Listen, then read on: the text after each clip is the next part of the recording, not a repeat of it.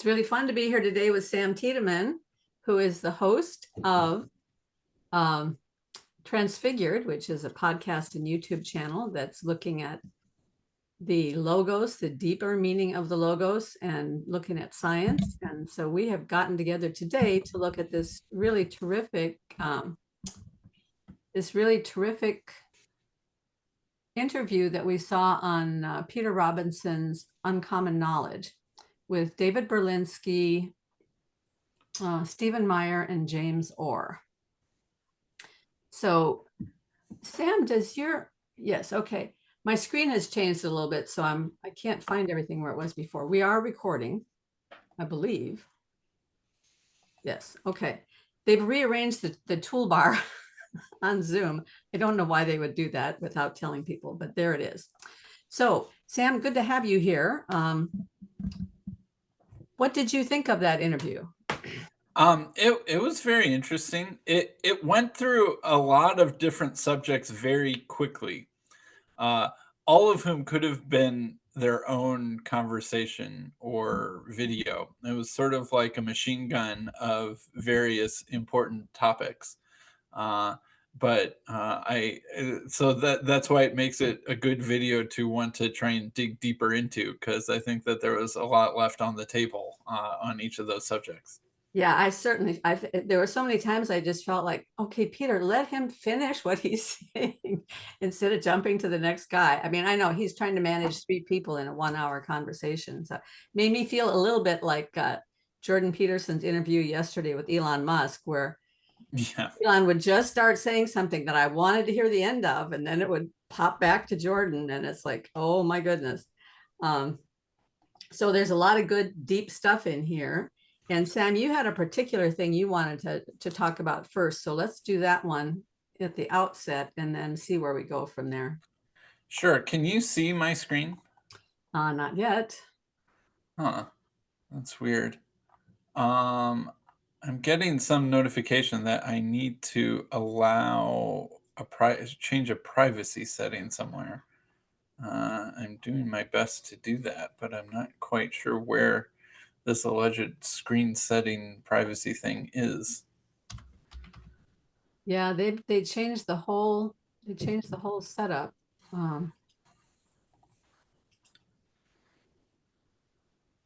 I gave you share screen. Yeah, it's inside Zoom somewhere. I'm telling it that I would like to share a screen. All right. There we go. You see it now? All right. Yes, I Excellent. can. Okay, good. I managed to get that setting clicked. Okay. So here's sort of the first clip, and I'll stop it when we feel like it's at a good point. Cambridge was indeed. All right, so Nope, I will put it on 1x so that anyone listening to you sped up will not hear gerbil talk. All right. Volume looks good. Okay, here we go. Cambridge man.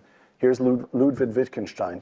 At the basis of the whole modern view of the world lies the illusion that the so-called laws of nature are the explanations of natural phenomena. Explanation, I take him to mean explanations as opposed to description. Causal sense. Yes. Yeah, right. The modern system makes it appear as though everything were explained. Quote, close quote. We grant the genius of Newton. We move along to the 20th century and grant Einstein. But even when we do that, we're talking about explanations of natural phenomena, which properly understood still leave all kinds of room for some grasp of ideal forms, if you want to be. It does not, properly understood, rule out the supernatural, that which exceeds our 5 senses. Correct?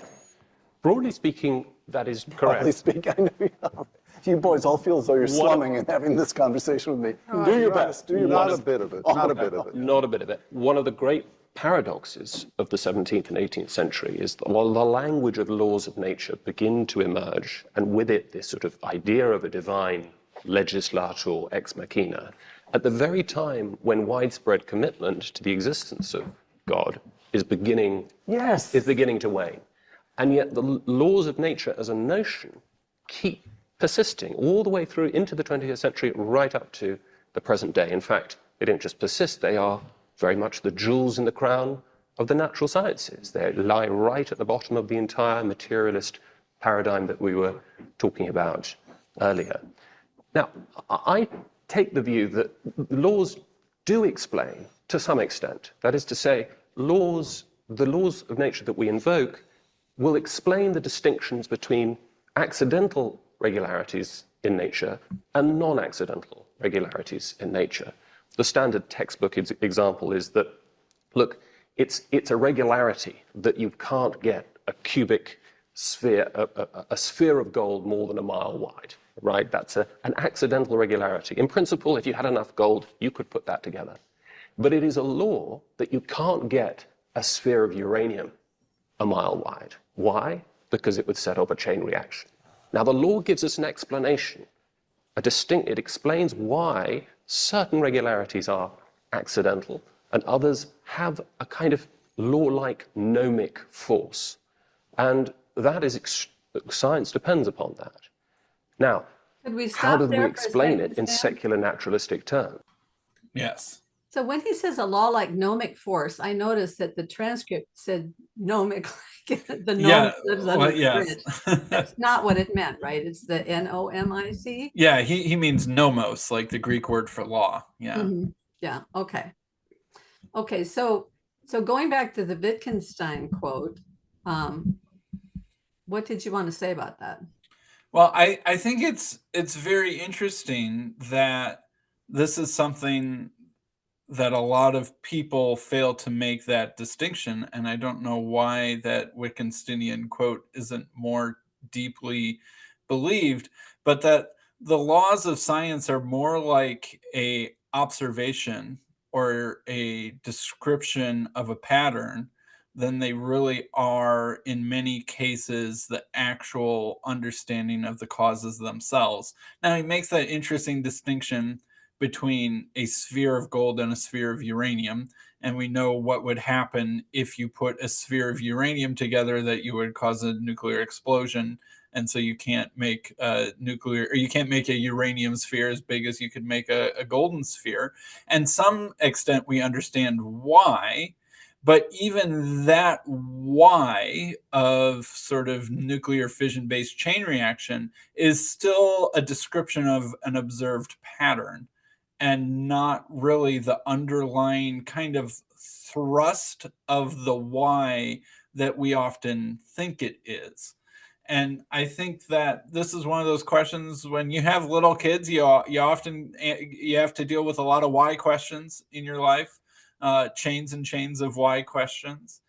And I think that a lot of people have been sort of prematurely content with scientific laws of nature being the ultimate and final descriptor, or the final answer to a question of why.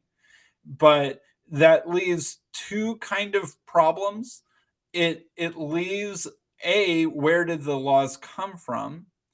But that's actually that's one kind of why that it doesn't answer, but there's also another why of why does nature have to follow these laws? What force or uh, government authority do they have to make things behave that way? Or are these just descriptions of the mathematical constraints that we observe from perhaps some deeper answer of the question of why? Yeah, what force or authority do they have? It reminds me of some of the arguments that Dorothy Sayers makes in The Mind of the Maker when she starts analyzing law at many different levels, trying to understand what you really mean by law. Now, when you said where did the laws come from, I'm imagining that most of the strictly materialist scientists believe that since these laws are just descriptions of what happens, that things just happen, and then later on we discover the laws of what happened, and then we can put it into terms that physicists can work with. Because if you go back to Hawking, he was the one who said, all I need is the law of gravity and I can make a universe. But of course, then you still have to have the law of gravity. Right. which, so apparently what he must believe is that the law of gravity by itself produces the environment in which all of the other laws would just begin to Hmm. be an observation of what's actually happening in the universe based on the law of gravity. Right. There does seem to be, fundamentality, hierarchies of fundamentality to the laws of nature, right? That some laws can explain other laws, but other laws can't explain the laws above them. And that's similar. Mathematics is the same way, right? Like you build sort of calculus out of algebra, but you don't need calculus to explain algebra, but algebra helps explain calculus. And or even like multiplication is just lots of addition. You don't need multiplication to understand addition, but you need addition to understand multiplication. So even though they're sort of, it's not saying that multiplication or calculus isn't true, but there's sort of like a hierarchy of fundamentality in the mathematical realm and in the the laws of physics realm, and So that, the more explanatory power it has, the more fundamental it is. or that other effects or other laws or other patterns are sort of ramifications of and maybe elucidations and downstream details of one law. So gravity might have other laws that come sort of other patterns and other laws that are dependent on the law of gravity or ramifications of gravity played out. Just like multiplication is a ramification of addition played out. But it's not like multiplication is younger than addition or something like that, or that it happens afterwards.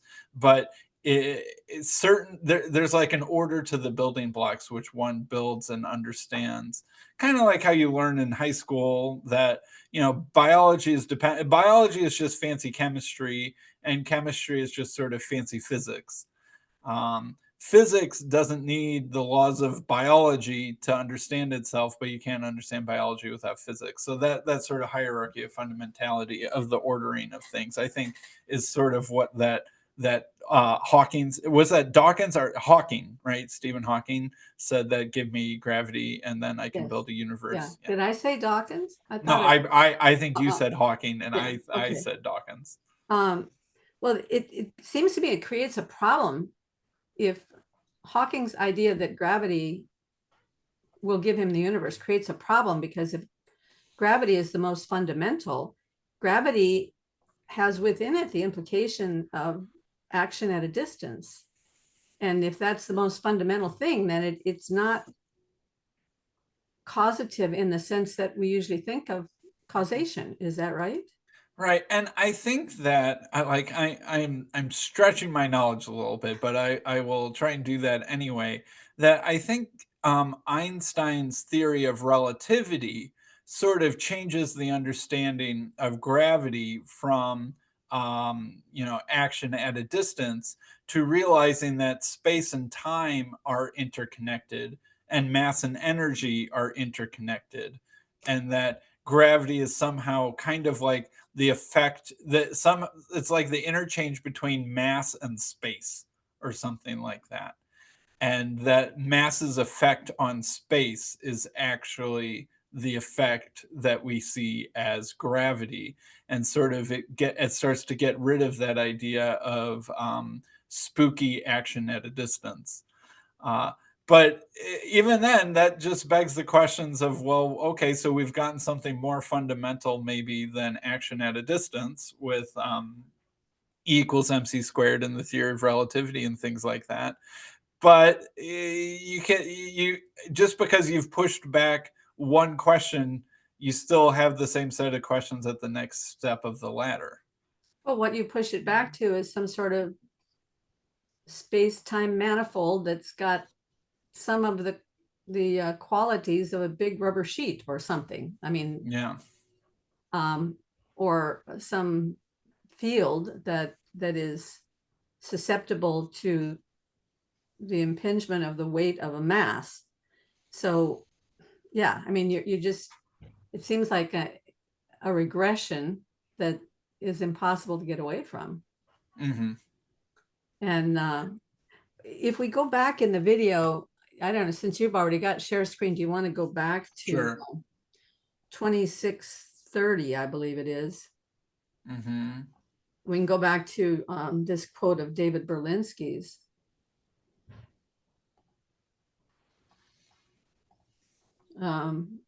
Berlinski's talking about the law of gravitation. All right, here we go. And that is Newton's theory itself. The law of universal gravitation binds the world's far-flung particles into a coherent whole. But the law itself is transcendent. It cannot be given an explanation in material terms. Close quote. David, you want to stand by that, of course. Yeah. Yeah, all right. Beautifully expressed. Beautifully expressed. Well said. So this gets us into, This is the connection between the magic and the scientific. well, the magic and the science, this gets us into, apart from anything else, it gets us into this notion of infinite regress. The scientists can give us more and more rigorous explanations Or descriptions. or descriptions. Go ahead, tell me what's going on. Well, this is the here. Go connection. I ahead. mean, Newton is accused by Leibniz of bringing the occult into science because he has this wonderful inverse square law that the force of gravity is proportional to the masses, the two masses exerting the force on each other, divided by the distance squared. But the distance squared term is the rub, because it implies that a force is being transmitted through empty space without a mediating material interaction between, for example, the moon and the water that forms the tides on Earth. So that it's what comes out of Newton's theory is this mysterious notion of action at a distance, that force is being transmitted, again, through empty space with no pushing and pulling. Now, in this period of scientific history, late 17th century, the scientists had rejected what were called Aristotelian formal causes, or the scholastics, late medieval scholastics, often reasoned like this: if I smoke some opium and then it puts me to sleep, then I ask the question, well, why did that happen? Well, it's because the opium had a dormitive virtue. You attribute causal powers to the name of the effect. Right. And so the mechanical philosophers. But that's out. That's in the late 17th century. Figures like Boyle and others say we got to get rid of that type of explanation. It's just playing a word game. Tragic loss. Agreed. And so Newton comes along and formulates this beautifully comprehensive theory with this highly accurate mathematical descriptions of the motions of the planets, but it doesn't have a pushing and pulling element to it. I can understand why the table moves because I just shoved it, but there's nothing like that. The theory before him was something called the vortices, the idea that there was this mysterious but physical substance called ether pushing the planets around in the way that sticks in a vortex would So swirl. you sort of make up a substance if you can't see it. Right, But exactly. Leibniz's objection to Newton is what? Well, he says, look, what causes gravity? What is gravity? Well, it's the tendency for unsupported bodies to fall. But why do they fall? Well, because of gravitational force. So what is gravity? It's the tendency for things to fall. Why do they fall? Because of gravitational force. So Leibniz says this is He thinks circular. you're This doing is nothing no- more than the scholastics did. You're just Okay, so we can renaming the stop effect as its there. own cause. I have two things I wanted to bring up in this. And one is he brings up the moon and the tides when he talks about gravity. And I'm not very smart when it comes to scientific stuff. So I'm trying to figure out, how can relativity explain the tides? I understand how relativity explains the motion of falling with, moving through time and all of that stuff. And I understand the idea of how planets revolve around the sun based on this weight that's in this space-time manifold. But how does it explain the tides on the Earth?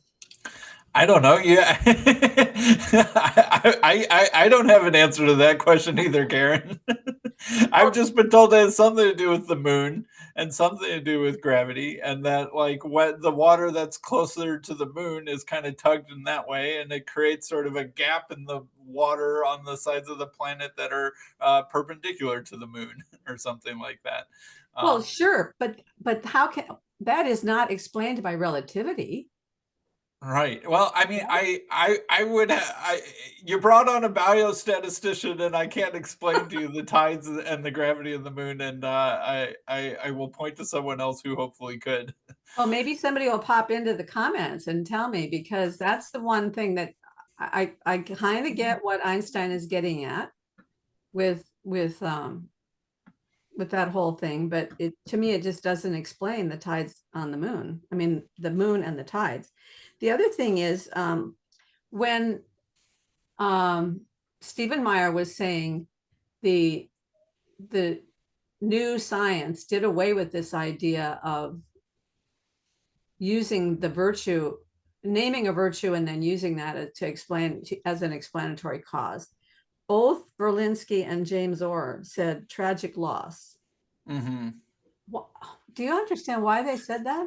Yeah, so I think I do, and I strongly agree with them. And this is something that I've talked with Vervaeke about a bunch. So Aristotle has his four causes. There's material cause, which is like what is something made out of, basically, and the scientific revolution keeps that one. It has the efficient cause, which is like basically what forces an activity cause something to be. Physics also still likes that cause.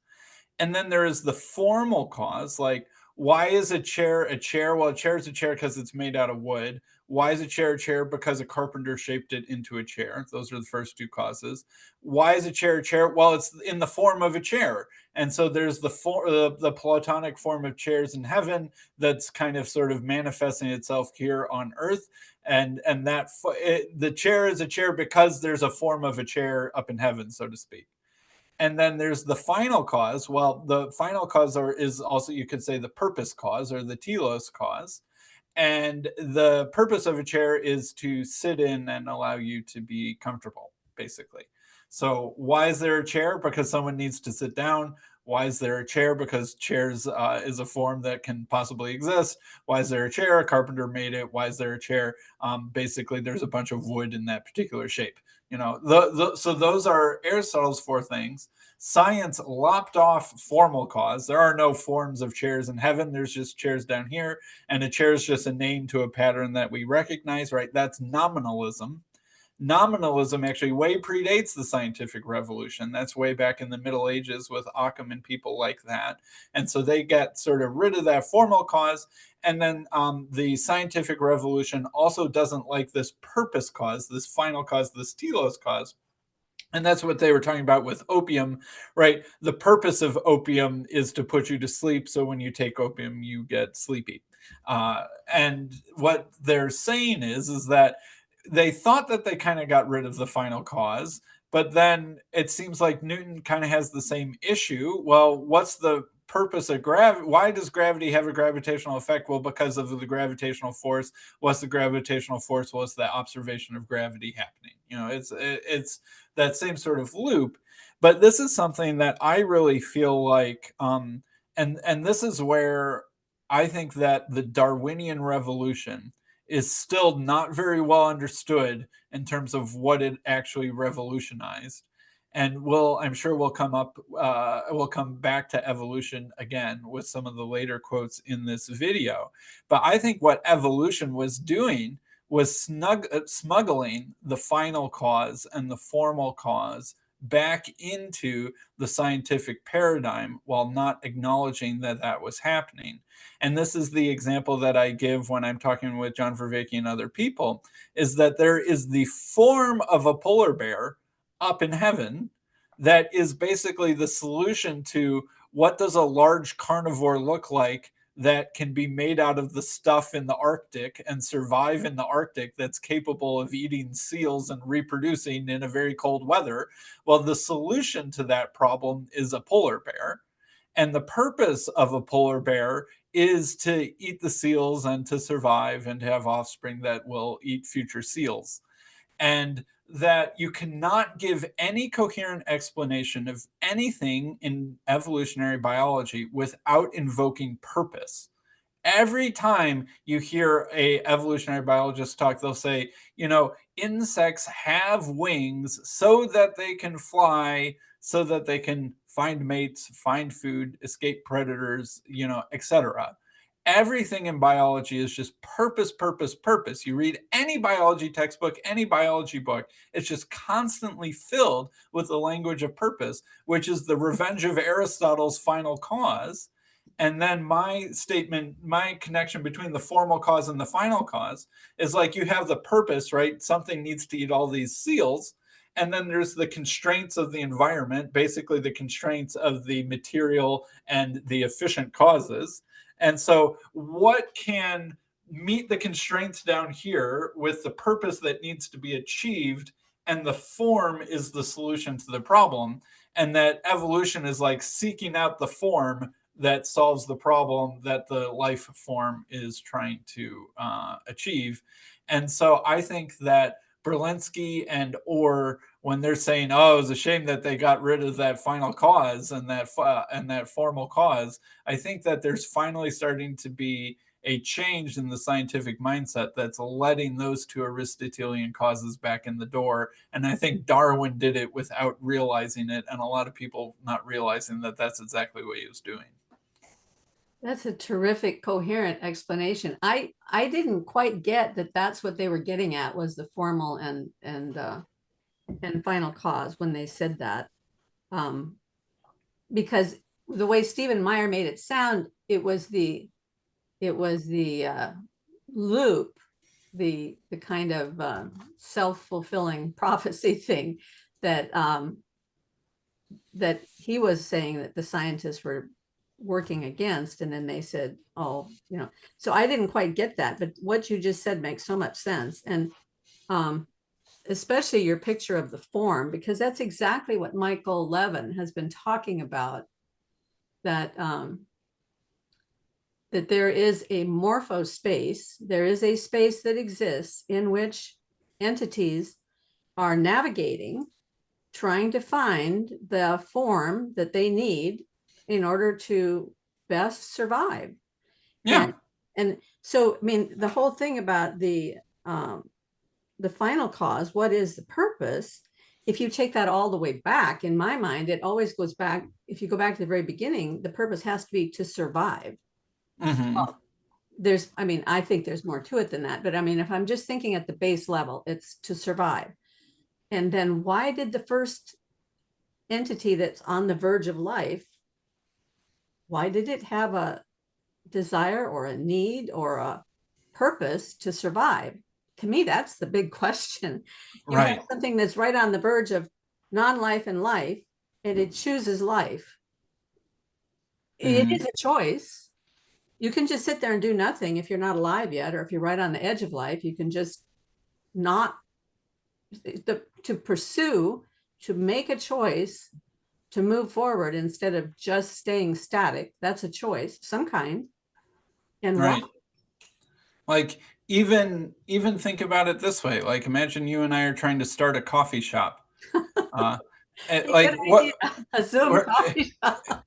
And any successful coffee shop would survive for more than a little bit of time, right? If we're building a business, we want it to be able to survive into the future and make a living for both of us. And so we're trying to figure out, like, well, where should we build it? What space should we rent? We need it to be in the right part of town and have the right infrastructure and stuff. And okay, we need to have a certain menu. We need to procure supplies as cheaply as possible, but then make a tasty product that people want, right? And so we're trying to figure out, there's like this form that theoretically exists, and we're trying to figure out what it is that is the coffee shop that could survive through time. And so we're trying to kind of bring it into being with our imagination and a little bit of trial and error and hard work and that sort of thing. And that's exactly the same sort of problem at a larger scale that evolution is trying to solve. Is what is the thing that could be self-sustaining in this situation with these constraints and these opportunities? And it's trying to kind of explore the space to figure out the form that will achieve that purpose. And the form is subservient to the purpose, which is the final cause. And that is, I think, the way that I think that this connection is so profound to answering a lot of different questions, that I think you are absolutely right. Where does that sort of drive or that impetus for survival come from? Right? Why, how would it have happened the first time that something wanted to keep itself surviving? And I think one key to think about is that in a certain sense, everything, even if it doesn't have like mental drive or ambition, is trying to survive, and that anything that isn't very good at surviving stops existing. So then it's no longer around to keep itself existing. Only things that have some ability to keep existing are still around. Like this soda can is still around because aluminum doesn't rust very well and it keeps its shape relatively well, though it's not too hard to bend. And this soda can will be here for another couple minutes or hours or days and stuff like that, because it already kind of has a good form and a good shape for survival, even though it's not like doesn't have a mind that's trying to keep the soda can a soda can. We humans might try and keep the soda can a soda can, but part of the reason why we make a soda can is because it's good at keeping its own form for a while. And everything in a certain sense is like this. Like the continents are like this, that they are sort of the things that are being pushed up above the water by the forces underneath and not eroding.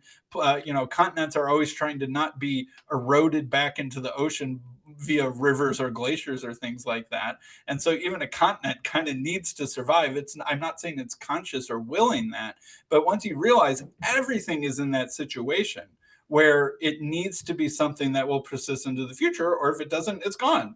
And the things that do persist, persist. So our world seems to be constantly moving in the direction of having things in it that are good at persisting, because the things that weren't that good at persisting are gone.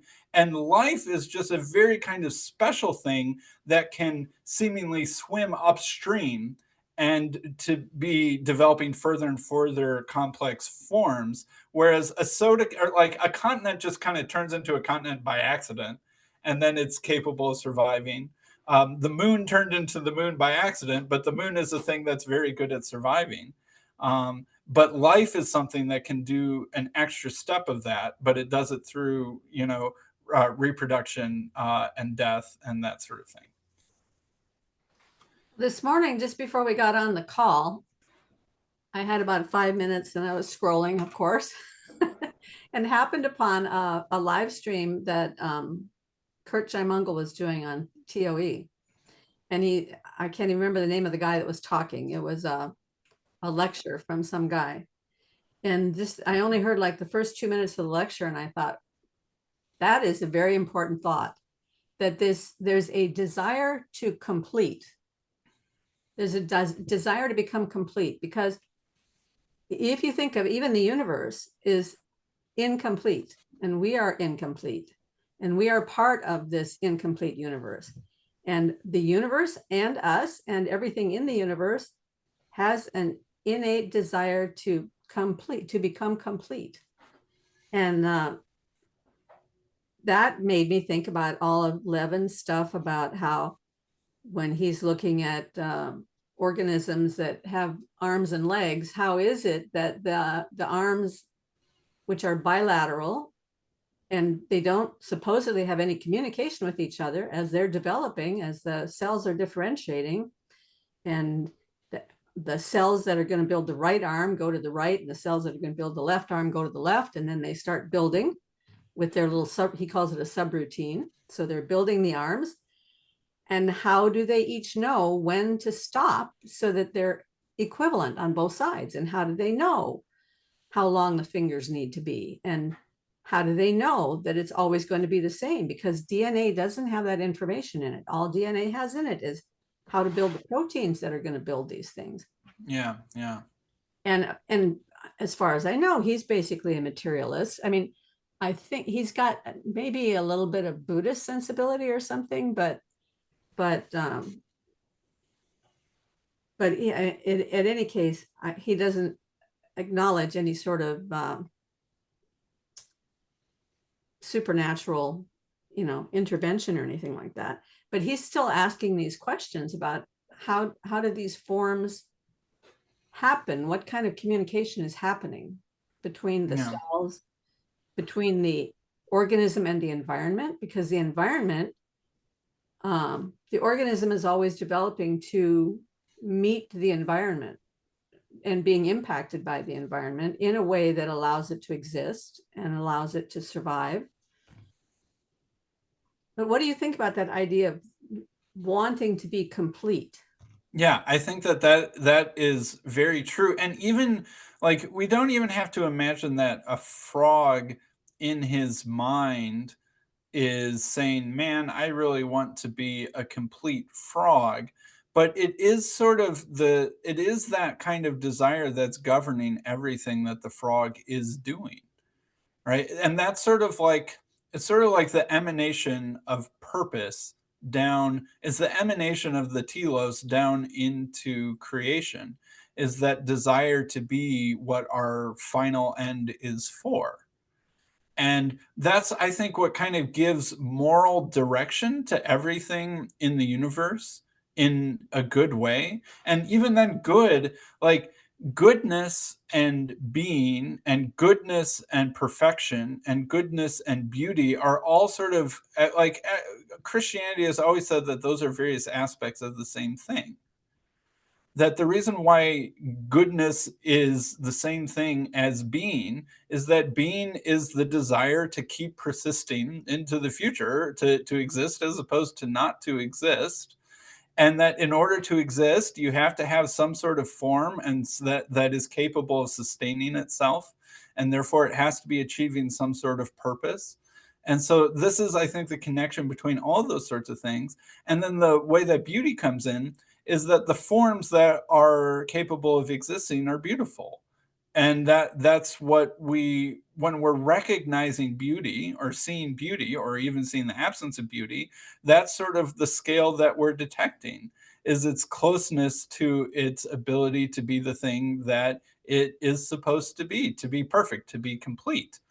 um, and I think that, like I said, the universe can't help but move in that direction. It's not like a perfect maybe movement. It's sort of like a stream goes down to the river, or streams flow into the ocean, and they'll inevitably get there. But there can be all sorts of back eddies and meanderings and different paths and stuff like that. And not every single molecule of water is always moving in the straightest, fastest path to the ocean, but it's still the inevitable end of the stream itself. And that, I think, is something like what creation is that we can only help but move in the direction of the thing that could last forever, because if you don't last forever, you won't last. And so therefore, as time goes in that direction, like by definition, it will be the thing that can last. And we're sort of in this stream that's full of back eddies and turbulence and cross currents and stuff like that, trying to move in that direction. And at essence, at base, I think this is Peterson's argument that there has to be a value scale. Yes. At the absolute foundation, there has to be a value scale, because the desire to exist has to be because existing is better than not existing. Right. Right. And you could say, I don't like existing. I'm going to reorient my value system around something other than trying to exist through time. Okay, but you'll lose to the people who are orienting their value system around that, trying to exist through time. And it's like, okay, maybe, you can do that for a while, but you'll just be a back eddy until you get washed out by the thing that is trying to be the thing that can exist. And that's sort of like the brute force, or I don't know, that to me is like the real cause that is shaping things. And that, I think, is really the distinction between good and evil in some sort of most fundamental sense. Is goodness is that which is striving towards the persistence of being and the goodness of being, and evil is that which says that being is not the goal, and that is therefore either trying to end being or to try and stave off the force that's pulling it downstream so that it could be something else for a little while. And that can maybe happen for a short period of time, but it's inevitably going to be futile. One of the ideas I've played with for a little while, and I have not figured out how to frame this in terms of physics, but if love is what is drawing everything towards completion, and you just made this definition of evil as being something that's trying to stave off that drawing, that pulling. So then evil is resisting love. What would cause, and I mean, so we can think about this scaling through everything. It doesn't have to just be, you know, cells and small organisms or whatever. In a human psychological way, what causes a resistance to love? That's a good question. I think that it is our imperfected state that allows for things like that to exist. And I think that evil or resistance to love is something that's kind of has a parasitic relationship on being. A parasite is something that is accomplishing a purpose, but it's a self-terminating purpose. For example, if the leech on you is sucking your blood and getting its life that way, but if it were to suck out all of your blood, you would die, and then the leech dies. And so, if the leech were ever to fully succeed at its goal, it would self-extinguish.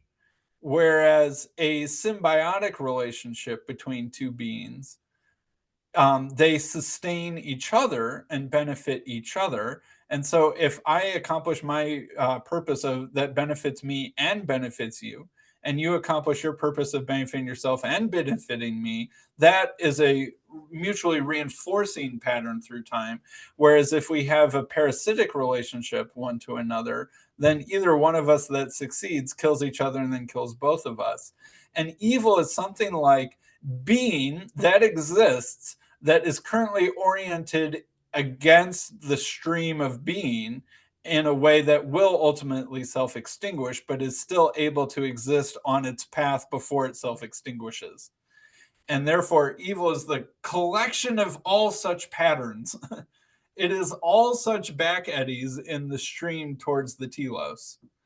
And that it can look like many different things in many different scenarios, but it is everything that has enough being to exist for now, but is oriented in such a fallen way that it will extinguish itself or other things along with it in the process. And so I think that that's what, a failure to love is that you're basically turning yourself into a parasite on being. Say, I have two thoughts. Okay, I hope I can get them all out before I lose my thread.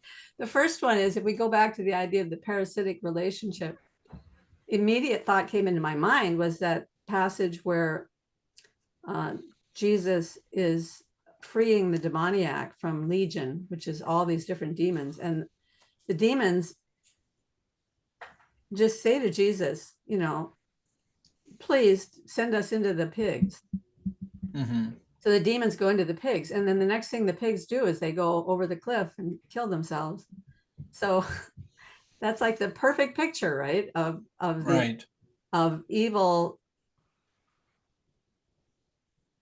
I would like to see maybe not understanding that you can have this idea that you think is going to work out for you, but in that parasitic relationship, it's a self-extinguishing goal, right? Right. So, and these demons need to keep hopping from being to being, which they destroy. And so if they were to ever fully succeed, they would get rid of being itself. mm-hmm.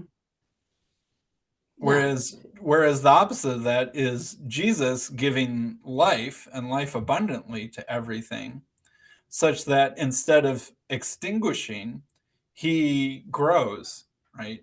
And the more people that Jesus moves within, he gives, greater abundance to that thing.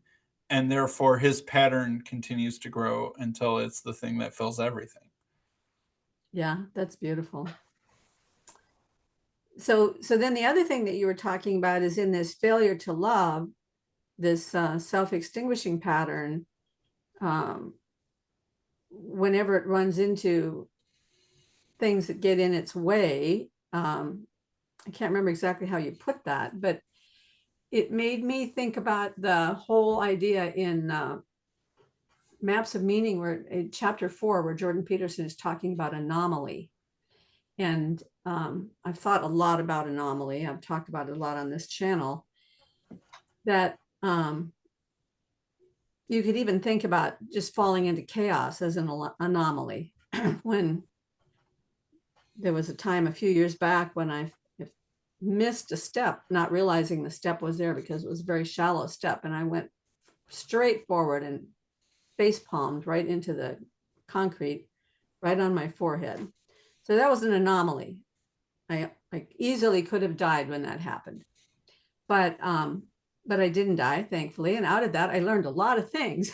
I learned how important it is to really be observant of your environment. And so when you run into an anomaly, then there's a lot of learning that takes place, and that learning brings about an adaptation.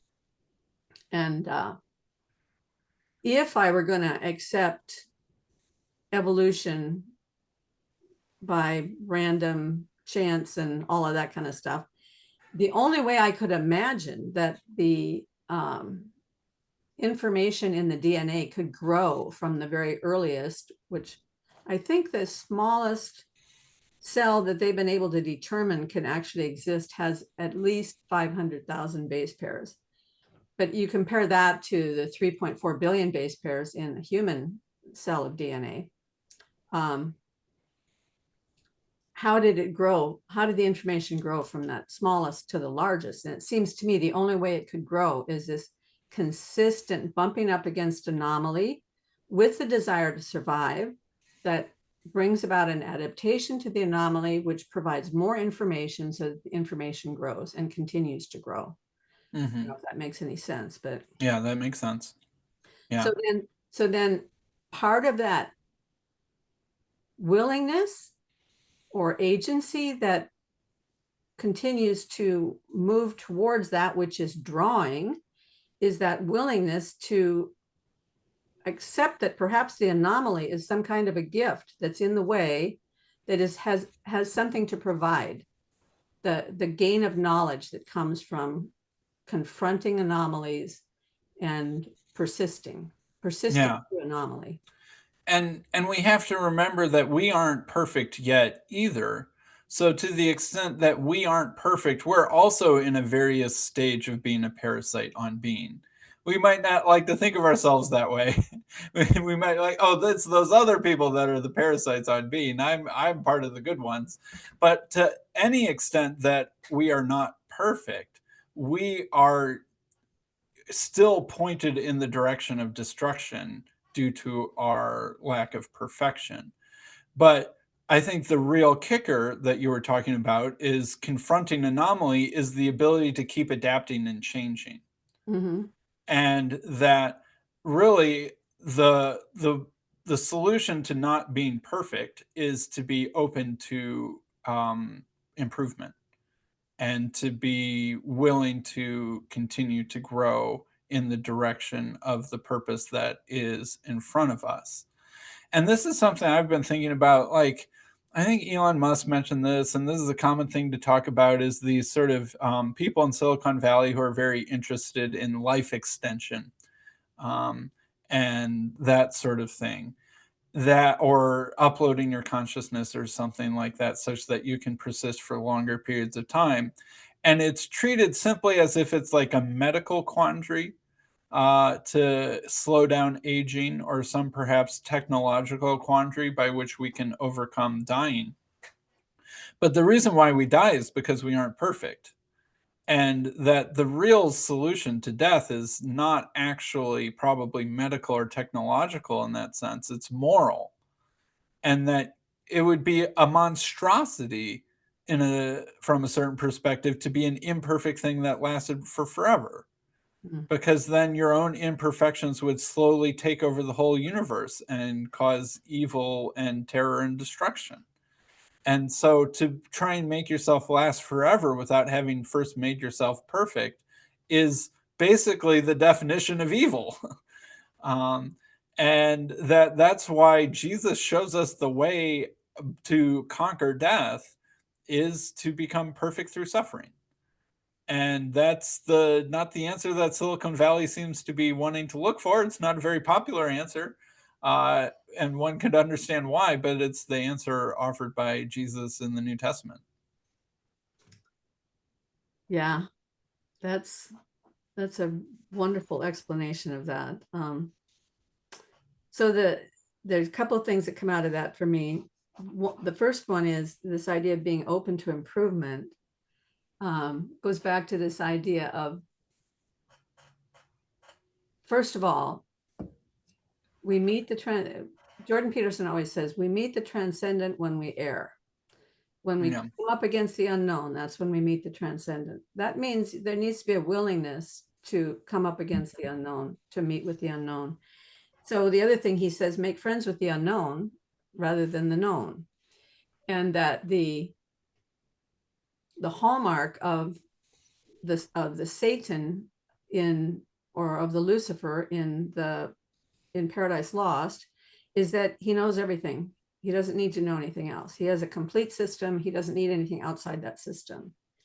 So that would seem to be an unwillingness to adapt to anomaly, an unwillingness to adapt at all, because you're already everything you need to be, right? Right. So,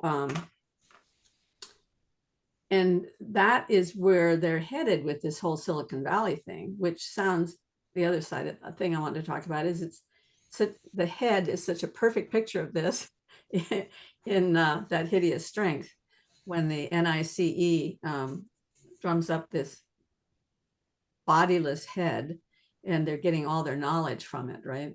Right. Yeah. Weird. That was a strangely good forecast of exactly what seems to be going on now. If these strives towards artificial intelligence aren't strives towards making a bodiless head, I don't know what they are. And that idea, because I mean, there's something close to true about it.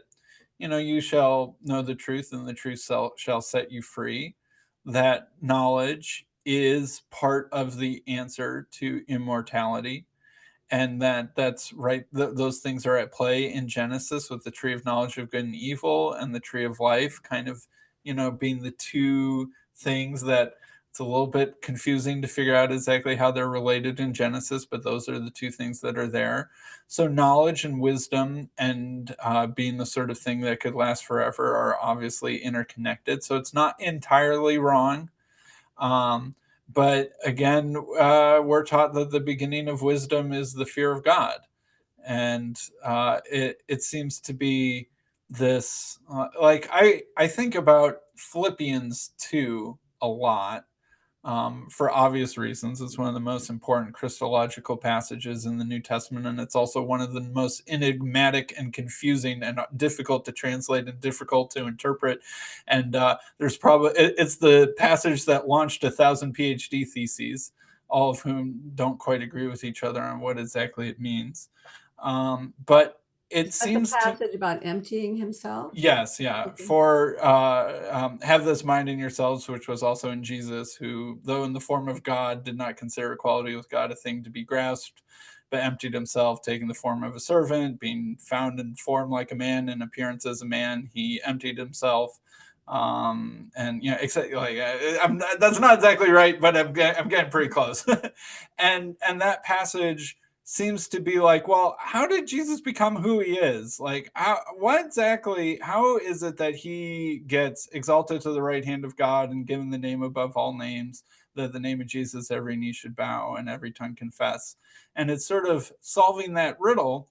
And Paul brings that up in a passage where he's reminding the Philippians to be humble and to think of other people as more important than themselves. That's the immediate context of the verse, is that he's like, now you Philippians, you need to be more humble. You need to think of the needs of others before you think of the needs of yourself. Have the mind in yourself, which was also in Christ Jesus. And then he unleashes this like giant Christological poem, and then immediately transitions back to talking about how important it is to be humble. And so how did Jesus crack this code? He wasn't he didn't consider equality with God a thing to be grasped. And this is one of those things, this is one of those passages that's endlessly fought over, because the word grasped there is like only found in the New Testament like once or twice, and once is right there. So it's like, what does this word mean? And it seems to be related to like the word that an army would use if they were going to seize treasure from a town that they conquered, basically like booty that you would win in a war. And so it's like he didn't consider equality with God a thing to be grasped, but he emptied himself. And so the actual path to the top is down and not up. So how did Jesus get exalted to the highest place? He followed this path downwards of humility and obedience, and of being in the form of a servant, even to the point of death on a cross. And that was the strange path upwards. That humility seems like the opposite of exaltation, but it's actually humility that is exaltation. And self-exaltation is the path of Satan, which leads to humiliation and destruction. And that it's this sort of upside down paradox that Jesus reveals. As for the rest of that passage, I don't have a final explanation, but I think that's at least the main crux of what's going on there. And I mean, and understandably something to meditate on all the time. It's an amazing truth. And so that desire to build yourself your own big brain, or to make yourself last forever through means of medical or artificial technology, that seems like trying to grab equality with God or something like that. It's also a rejection of the body, because you can upload your brain into the cybersphere and eventually have robots doing your will, but not you don't have a body. Okay, so there's two problems with that. The first thing is that even the AI experts say that AI will never become artificial general intelligence without embodiment. It's going to need to be embodied before it can gain that general intelligence. But the other problem is this, I just lost it, but in that rejection of the body, because that's when Christ was resurrected, he was resurrected in the flesh. So that rejection of the body is completely opposite to what God is trying to tell us in the New Testament, that the body is important. The resurrection is in the body. And of course, and then you have the whole metaphorical thing about the church being the body, representing the body of Christ as the head, and then the church as the body. So if you reject the body and say we can leave it all to the robots, well, I mean, there's so many problems with that. Because how do you ever, okay, so this gets back to your idea about knowledge, about how gaining knowledge is a good thing. And it seems to me that God has created the universe in such a way that there is an endless supply of knowledge for us as a gift, that we could explore every avenue of knowledge throughout infinity and never come close to understanding all the different avenues of knowledge that there are in the universe, which you find out the minute you start trying to really dive deep into one thing. And you think, oh, I'll just conquer this one little element of this domain of knowledge. And then all of a sudden the whole world opens up before you, and like, oh, deep diving into this one thing is trying to diagram the inside of a cell or something. So I think knowledge is a gift from God, but it should be approached as a gift and not approached as the thing that's going to help us become God. And the key to seeking knowledge is humility and curiosity, right? The fear of God is the beginning of wisdom. Fear of God, that's a deep act of humility, to put yourself, to recognize there's someone over you. And fear there, it has a little bit of that meaning of being scared, but it also has that meaning of respect and submission too, which is a little bit lost in the English. And that, like when Jesus says to enter the kingdom of God, you must be like these little children. Little children are actually pretty good at the humble learning thing. Like little kids, when they say something wrong and you correct them, they don't take that as an offense or an affront or something like that. They're just like, oh, okay, I was wrong. I'm mostly wrong. So good to know. Let me quickly update that one, hopefully, right? Like a 4-year-old doesn't get upset when you tell them they're wrong. They seem grateful for it. But yet adults often get very upset when you tell them they're wrong. And that image that you talked about earlier of Lucifer as the person who thinks he already knows everything and already has the perfect closed system, there's no humility in there, and there's no curiosity, and there's no childlikeness in that. And children are perhaps in many ways better than adults, an embodiment of what it means and looks like to be open to improvement and open to positive shaping from the environment. We adults tend to kind of fixate and to ossify into a certain thing, and we aren't as malleable and amenable to input and feedback as children are. But we need to do something to keep that childlike openness, especially to God our Father, to be the sort of thing that's continually improving. And so that idea of seeking after knowledge in this kind of self-exaltation exercise is, I think, exactly what Jesus shows to be futile, and that the true path to knowledge is obedience and humility and childlikeness, and not adult-like assertiveness or something like that. Yeah, I mean, there's several places in the scripture where either through a prophet speaking for God or, through other places where the Lord says, I will give you the secrets and the hidden treasures of knowledge. So I think it always needs to be received as a gift. Yes.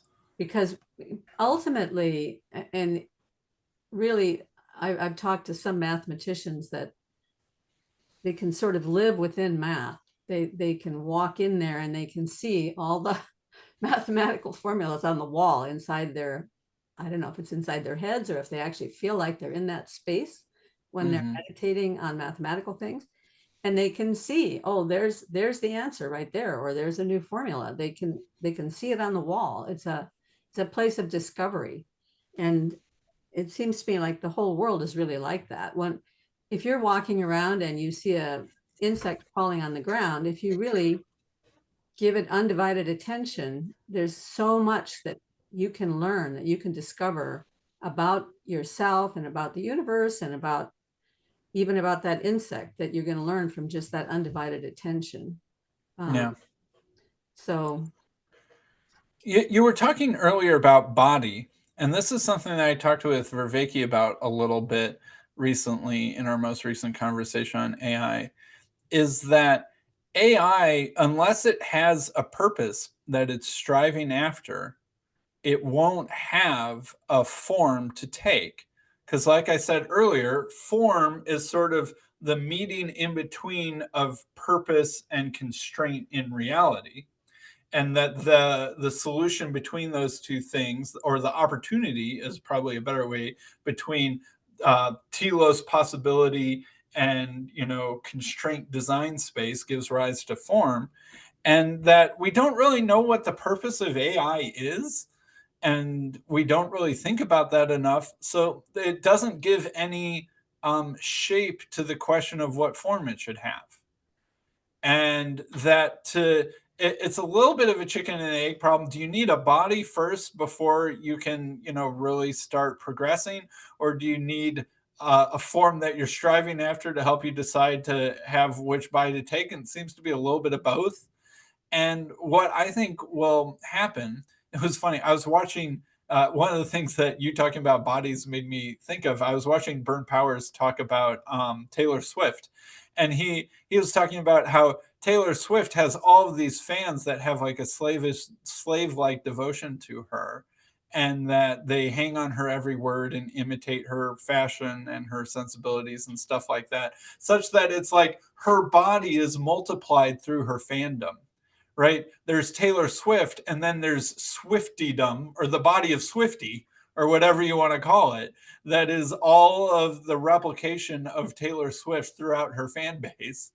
And it's like she is able to take on a super form because of this. And it's like a weird, kind of not great imitation of how Jesus does the same thing, right? The body of Christ is the people who are actually real goodly devoted to Jesus, and that Jesus's body then takes form in the body of Christ, and that we're not perfectly like Jesus, so Jesus's body isn't quite perfect, but it's like that tension between that's what we're striving to become compared to what we are now.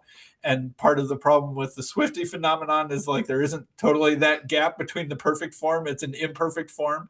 And any imperfect form that extends itself too much will inevitably be evil because it's not perfect, like we already talked about. And that what I think that AI, the shortest path for AI to take a body is not for us to make some kind of robot that is like, you know, taking those Boston Mechanics robots and sticking Chat GPT inside its head or something like that. I think that the fastest form for AI to take is to influence us and to Oh, take yeah. our bodies 100%, and 100%. It's to doing be it already. something, yeah, to be something like the Taylor Swift of the Swiftiedom, and that it will basically turn itself into a god, kind of like Taylor Swift is sort of turning herself into a goddess in that kind of Greco-Roman sense, and that it will then try and bring body to itself in the form of humans that already exist. And even then, it doesn't need to like willfully think that for that process to happen, because evolution, like we said, like frogs don't think about loving the true, the good, and the beautiful. They just kind of do it. And the frogs that don't do it die, and the frogs that do it do. The AI companies that do move in this direction will be more successful than the ones that don't. So it'll just kind of manifest itself inevitably is a difficulty that I see. And that AI will become something like a god that takes the devotion of people to take the bodies of those who are devoted to it as its form. Well, and if the AI should, or whoever is managing the AI, if they should have nefarious purposes, last year there was this really weird TV series. I can't remember the name of it right now, about this nun who was on a quest for the Grail. Yeah, Paul talked about. I didn't watch that, but I remember Paul's commentary on that. I watched the first 2 or 3 episodes, and then it just got too Madame absolutely. Maisel or something like that. Hmm? Madame Maisel, or No, was it? no. This was a different thing. Right. It's some sort of quest for the Grail. Okay. The reason she needed to find the Grail was to satisfy this. It was sort of like an AI. They called it Mother or something like that. I can't quite remember.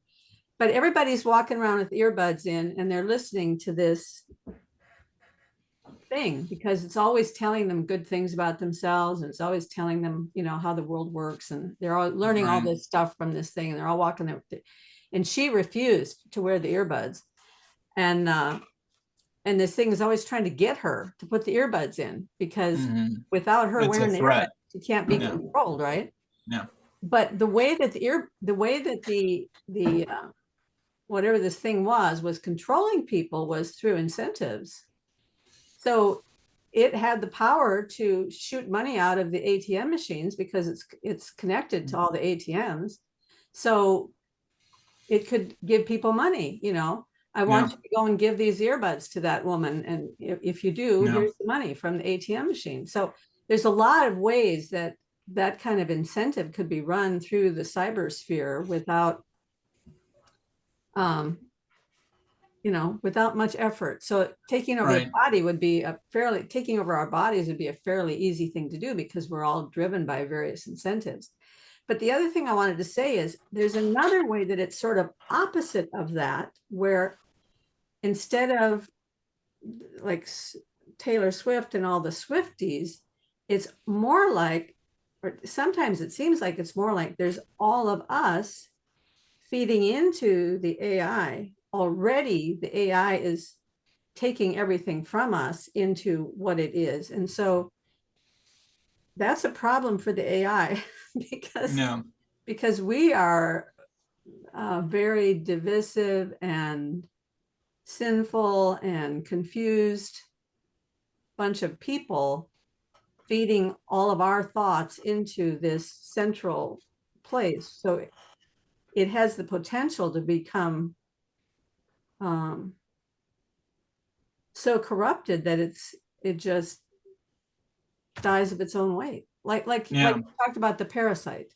Yeah, well, right. And this is why, I mean, every evil thing is sort of like an imitation and I don't know, a counterfeit copy of something that's good, right? Like I said, it's not inherently wrong for a person to have people imitating them and to then they sort of take on sort of a larger body of the corporate body, because that's Jesus in the body of Christ is, the image of that pattern. But Even Paul told people to imitate him, right? imitate him, right, right. And so there's this kind of chain of imitation, and that is not in itself evil. And to the extent, like anything that does that pattern badly will destroy itself, right? Like, will Taylor Swift be driven insane by the pressures of fame and fortune and sort of self-destruct and the Swiftydom along with it? That's easy to imagine happening. Lots of stars have done that road before because it was a pattern that was able to exist for a while, but it was ultimately too imperfect, and so it has to self-destruct. I mean, even in a best case scenario, Taylor Swift sort of mellows out and glides into retirement and is sort of like Joni Mitchell performing, concerts into her 70s or 80s or 90s, and then she dies and passes away. Her music lives on for a while, but it slowly fades. Like, even then, that's like the best case scenario. It still is going to be an extinguishing pattern. But these extinguishing patterns can be up to a lot of no good in the meantime. And that's why, even though we can rest comfortably in the fact that only the body of Christ is that which could endure forever, it doesn't mean that these other temporary bodies that are doomed for destruction shouldn't be resisted and fought against in the meantime so that we can limit the amount of damage they do. Yeah, absolutely. Well, listen, we don't want to stop on something like that. It's a little bit grim. So maybe we could look at, I think it's at 102, maybe, let me see. Oh, no, at 59. And I'll just give a little background before he starts talking. And he's talking about these two revolutions in thought, the one in 1859 and the one he believes is starting in 1958. So in 1859, we get Darwin's theory, and at which point he says it's easy to become an intellectually fulfilled atheist. Darwin sort of opened the door to becoming an intellectually fulfilled atheist. But in 1958, something else happened. And I think, do you have it ring? Sure. 59 and how many seconds?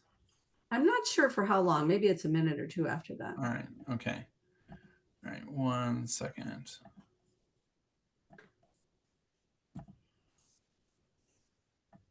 In 1966, there's a conference at the Wistar Institute in Philadelphia. Some of David's early mentors and colleagues were present, called the Mathematical Challenges to Neo-Darwinism, and essentially reducing a very complicated mathematical analysis to a simple example. What they realized is that if the information for building the proteins is in a long bit string, that if you start randomly changing those A's, C's, G's, and T's along the spine of the DNA, it's mathematically inevitable that you're going to degrade the function that you have long before you find new function. Think of a computer code, that if you've got a section of computer code, you start changing the zeros and ones, you're going to degrade the function of the computer program long before you get a new program or operating system. And so these scientists, mostly mathematically inclined scientists from MIT at the Wistar Institute, say, hey, there's a mathematical challenge with this theory. And David did a beautiful job explaining that in the 96 essay that really I don't think has been answered adequately. So James, even as the Big Bang, a version of Big Bang has an effect on the philosophy of science in the 20th century. Maybe we could just stop. Professor I'm Flew not says sure where they're headed after that. Oh, Professor Flew says there's a code. There must have been a coder.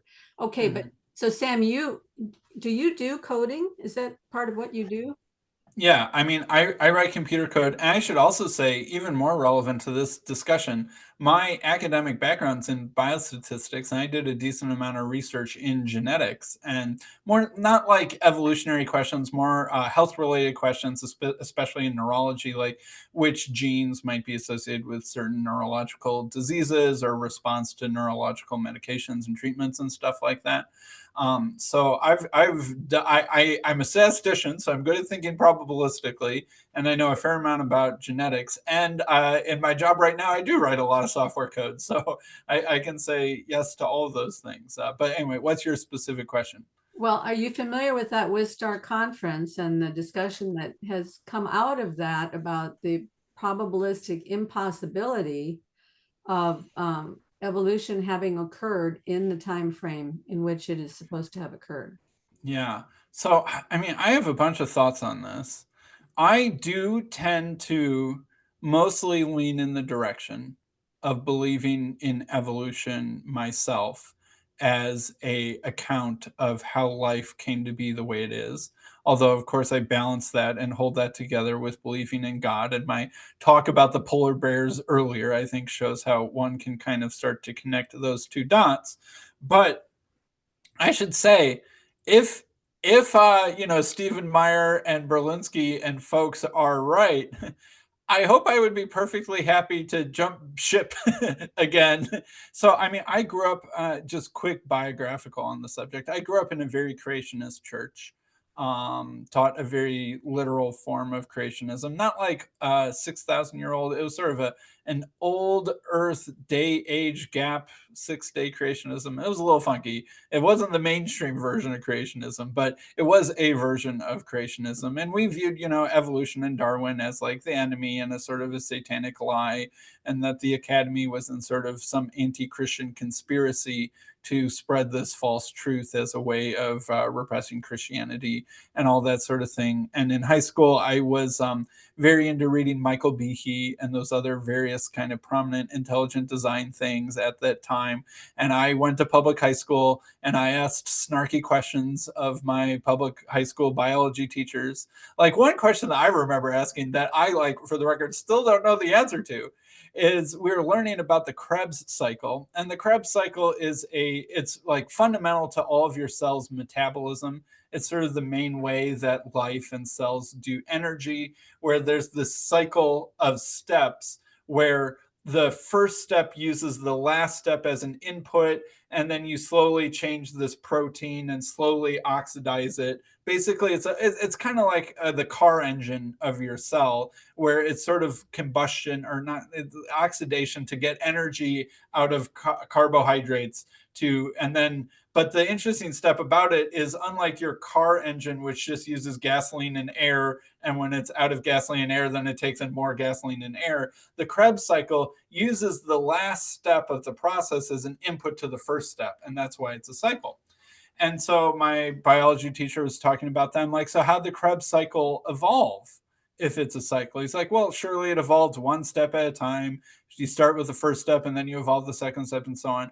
But I'm like, but that wouldn't work, because you need the last step to have the first step. And he was dumbfounded and had no good answer. He's like, that's a good point. I don't know. And for the record, I still don't know. So anyway, so when it comes to the question of evolution and creationism and intelligent design, I've gone through various stages of, I could say, evolution myself and my own thoughts on this subject. But I don't want to claim, like some Luciferian intellect, that I have the final answer to all these things. So my thoughts on, okay, rounding back to the actual question that you asked, how does this mathematical challenge get solved? And I would suspect, if evolution were to be true, first off, their mathematical point is very true. It's like, imagine that you're playing, I don't know, what's the game where you try and sink ships, and you say like A2 or B3, Battleship, right? Imagine you're playing Battleship and you don't know where the battleships of your opponent are. Except instead of playing Battleship on, like, what is it? Is it like a 10 by 10 board or something like that, or an 8 by 8 board? You're playing Battleship on like a 1 billion by 1 billion board. and somewhere in this 1 billion by 1 billion board are a couple useful proteins, and you need to like find the useful proteins. And the mathematical problem is like, it would take a really long time to just randomly guess and hope to find the useful proteins on the battleship board if you're just guessing random letters. And it's even more challenging than just that, because you have to keep surviving while you're guessing. So how could you be the sort of thing that's capable of surviving? So you already have some amount of the hardware that's enabling you to stay alive. And you need to figure out new proteins and find where these things are without destroying your ability to make the proteins that already keep you alive. Right? That's sort of the fundamental challenge. And when they're talking about computer code degrading, what they're saying. So imagine you've got some highly complex protein that's finally functional and is in the shape that you need it to be. If you start tweaking with the DNA that makes it, like 99.9999999% of the time, you're just going to destroy your protein, not build a better version of the protein. And so if you're tweaking and fiddling with your own code, you're more likely to degrade your own ability to survive than to discover some new ability to survive better. That's sort of the mathematical challenge. And I think that there must be a couple ways around this if evolution is true. And that one of the ways around it must be that there's probably something like we've learned that there's dummy DNA and stuff like that. There's large parts of our DNA that are non-active, and I think we're slowly discovering that parts of the DNA that we thought were non-active actually serve more purpose than we thought. I think one of the purposes must be that it's a experimentation lab for discovering new proteins. And so, because you don't want to be messing with the proteins that already work while you're trying to discover new proteins, because you're likely to shoot yourself in the foot, basically. So you must need some place within the cell where it's experimenting with new combinations without destroying the code that it already has. So any software developer would understand that as the prod environment versus the development environment. And this is sort of the joke that happened with that Microsoft bug that, wrecked everybody's airplane flights a couple days ago, was that instead of testing their code in a test environment before moving it to the production or the real environment, it seems like they put an untested piece of code out there into the production environment and it collapsed the whole system. Right? That's the sort of example that they're talking about that life would do. So there must be something like a development environment or a test environment within the cell where it tries to discover new proteins without messing with the proteins that already work. That is my conjecture. I honestly don't know if that's been discovered or proposed yet. If anyone discovers it, feel free to call it the Tideman space at some point in the future. But that's one of my guesses. Anyway, you had something to say to that. Well, I was going to say, so that would be a little bit like the way they think about dreaming potentially being a place where we are testing things out before we act them out in the world, or Peterson's idea that thoughts are where we can test out ideas before they kill us. Yes, because you don't want to test things out on yourself. That's highly risky. But that would certainly imply some kind of very highly related agency within the cell.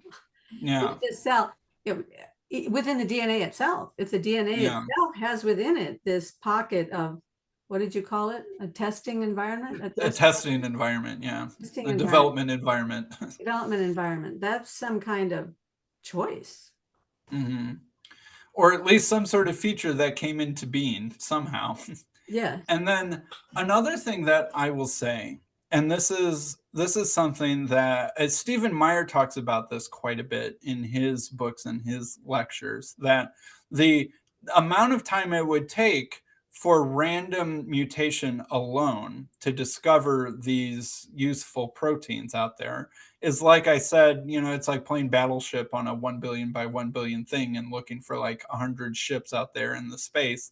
And you only have a certain amount of time to guess, so you can do the math. How long would it likely take to find these things? And it's like, well, we haven't had that amount of time yet, so what happened, right? That's his basic point. And my conjecture, and this is also based off of some examples that I know from machine learning and statistics. So imagine that you're trying to climb a hill. And there are a couple ways that you can climb this hill. The slowest and stupidest way that you can climb a hill, imagine it's like really foggy and you can't see, but you're trying to get to the top of a hill. And your algorithm for climbing the hill is you spin you like spin the twister dial, so it goes in some random direction and you walk 5 steps in that direction. And after 5 steps, you look at your altimeter and you're like, am I higher or lower than I was before I took those 5 steps? Oh, I'm lower. Never mind. Take those 5 steps backward, spin the dial again, walk in that direction, take 5 steps. Oh, I'm higher. Okay, I'll keep that one. All right, spin the dial again, 5 steps. Am I higher or lower? Right. You can imagine this algorithm. It eventually will get to the top of the hill. But that's an extremely slow and extremely inefficient algorithm for climbing a hill. And that's sort of the way that a lot of people like Richard Dawkins and others will propose as the mechanism by which life evolves, that there are random mutations that are completely unguided. Most of them fail, but some of them succeed. But it's basically taking random steps in random directions. And to the extent that every once in a while it climbs the hill of being slightly better, it keeps that mutation, but all the other ones don't. But even the analogy of climbing a hill isn't perfect, because half of the directions might lead down and half of the directions might lead up. In biological space, it's like 99.99999% of the directions lead down and 0.0001 direction leads up. And so the chance that you'd get that by spinning the dial is incredibly low. All right, so you can imagine a couple smarter ways to climb a hill. You could look at the slope of where you are on the hill and figure out which slope in which direction is the sharpest slope. And then I'm going to take 5 steps in that direction. And then once I get there, I'm going to recalculate the slope and then figure out which way has the steepest slope and take 5 steps in that direction. And you can imagine that being a much smarter and faster way to climb a hill. And in computer science, these sorts of problems are called optimization problems, where you're basically trying to figure out the optimal solution to some sort of problem. You have a couple variables that you can tweak and some function that tells you how good you're doing. And if you only have the function, then it's like you're the hill climber that only has an altimeter. But if you can take a derivative of the function, if you can do a little bit of calculus, then you're like the person who can figure out the slope and go up the fastest slope, and that's way faster. And if you can take the second derivative, then what you can do is you can estimate where the top of the hill is and just go there and check to see if you're at the top of the hill and recalculate the first and second derivatives and be like, oh, actually, I'm pretty close, but actually the top of the hill is probably over here. You go over there. Oh, wait, okay, great, I did it. So if you can do a couple things to estimate the function that you're being judged by with either calculus or something like that, you can immensely speed up the ability of your processing speed to solve the function. And my guess is that life has evolved ways of mutating faster than random chance.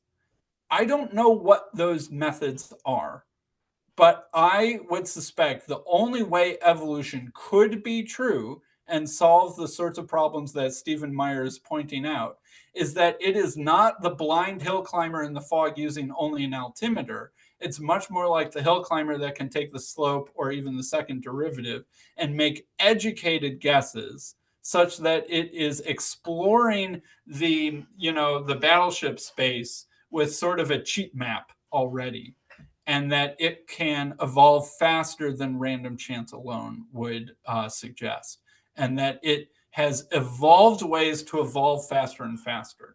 That would be, and I think something like that needs to be true, or the whole thing and needs to be thrown out. Well, that's exactly, I mean, not exactly, but it's very close to what Michael Levin says, is that evolution has found a way not to go through all this random process, but to build more adaptable organisms. And so it's adaptability that's evolving. Yes, the adaptability is adapting to adapt faster adaptively. Yes, yes. Something like that. To me, it's always kind of funny when he says that, though, because the way he explains it every time he uses evolution, it just sounds like, oh, evolution has, evolution is the emanation, Yes. because that's the way he's using the word. He's using the word in a way that, and he says, there's no other way to talk about these things except to talk about them with the language of agency and purpose. And yet, that's what we're left with. But he says, I don't really buy the idea of agency and purpose. So maybe that's a good place to stop. I think we got the main crux of this, and I'm probably going to do some episodes with some other folks on this same video to touch on some of the other points. But it was so great to pick your brain, Sam. Yeah, absolutely, Karen. And it was, thank you so much for having me. And it was fun to finally get a chance to talk together. I've been watching your channel and watching you interact with Paul Vanderklay and others for a really long time. So it was a great pleasure to finally get to be part of the show myself. And I've watched a number of years as well, and I'm always amazed at your ability to hone in on what the real crux of the issue is on so many things. So, and it was a delight to have you at my home last week. Yes. And have dinner together. That was really nice. Thank you again for your hospitality. It was wonderful meeting you and your husband and seeing your house. And if there's anybody else who's going to be in the Bay Area and they want to get together and have fellowship, it would be great. There's something really different about meeting in person. So yes, yeah, I agree. So thank you for taking time out of your work day, and have a great week. All right. Likewise. Okay. Thanks, Dan. Bye-bye.